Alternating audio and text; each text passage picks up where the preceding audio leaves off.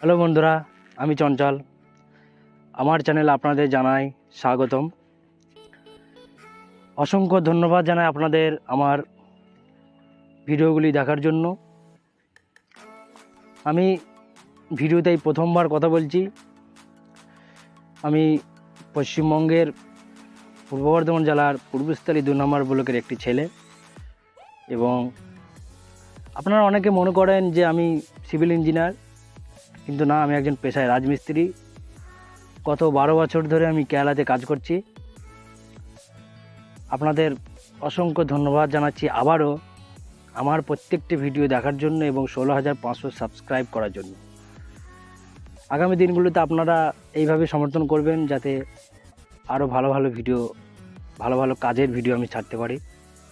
ধন্যবাদ।